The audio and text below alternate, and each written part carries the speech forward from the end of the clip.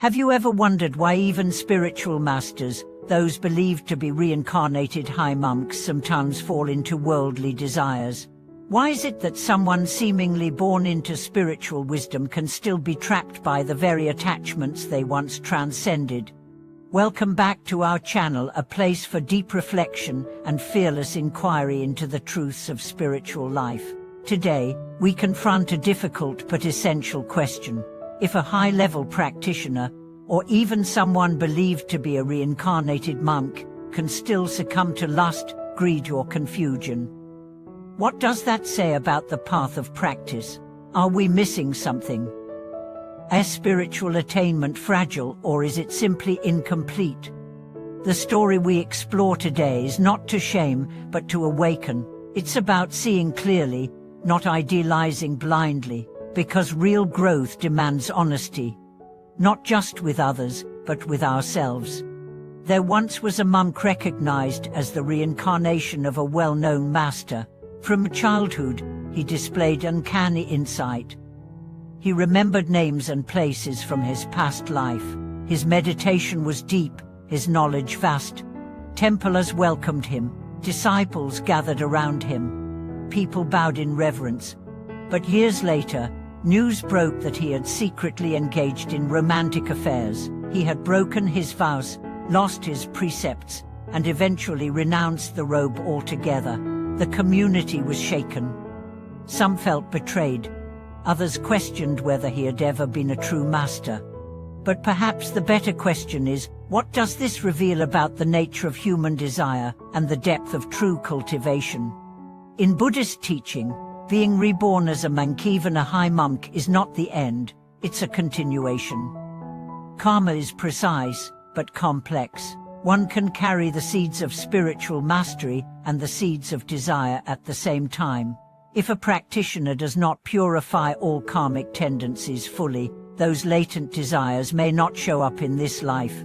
Until they do, rebirth as a monk may indicate great past merit. But without ongoing cultivation, even a saintly beginning can unravel. This is not failure. It is reality. In the Buddha's time, many monks fell. Some returned to the path, some did not. What mattered was not that they stumbled, but whether they woke up from the stumble. The truth is that desire is not destroyed by ropes, ego is not erased by titles.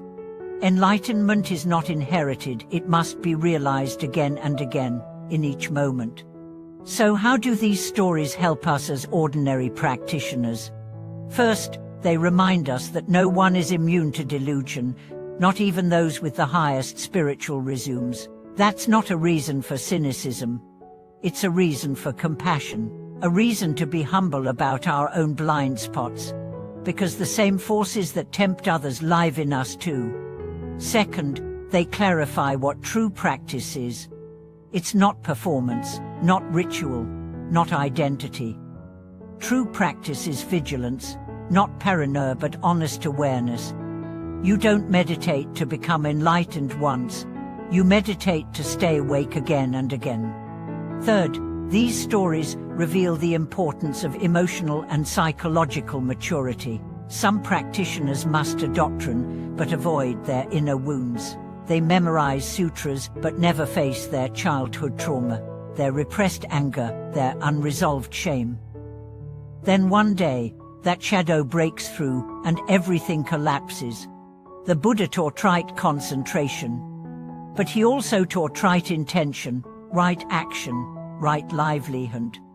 A complete path, a balanced path, one that includes integrity, self-inquiry, and compassion, not just silent sitting. One master said, if your practice doesn't make you more human, it's not complete. Many so-called failures in the spiritual world come from this imbalance.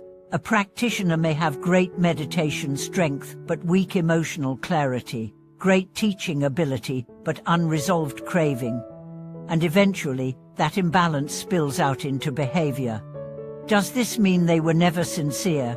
Not necessarily. Sincerity is not the same as wholeness. A person can genuinely love the Dharma, but still carry unhealed wounds. That's why self-awareness must accompany every step of the path. Otherwise, the very energy we awaken can become distorted. It's like building a temple on cracked ground.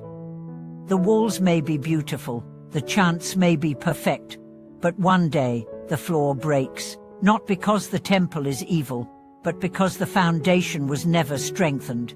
So what do? We deepen our own practice not with fear, but with care. We ask ourselves honestly, am I using spiritual identity to hide from my humanity? Am I neglecting parts of myself in the name of purity? Am I truly cultivating insight, or just performing wisdom? These are not accusations, they are invitations. And if you find parts of yourself still attached to lust, greed, fame, power, don't panic, don't shame, don't run, just hold space for what is still maturing. Keep practicing, keep integrating.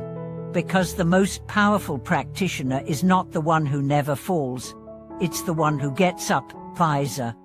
In fact, many great masters were not flawless saints, they were broken people who chose to heal consciously. Their wounds became their teachings. Their honesty became their power. One monk who left monastic life after scandal once said, "I thought I had lost everything. But in that fire, I found the seed of real humility. Now I practice not to be seen as holy, but to become whole." His new path is quieter, less public, but deeply rooted, and that quiet soul is where true awakening often grows. So if you've fallen, know this: you can rise. If you've doubted, know this: clarity comes from questions. And if you've judged others, know this: compassion is the door back to truth. This path is not a performance. It is not a ladder of superiority. It is a mirror, a forge, a fire. Let every fall refine you. Let every temptation teach you.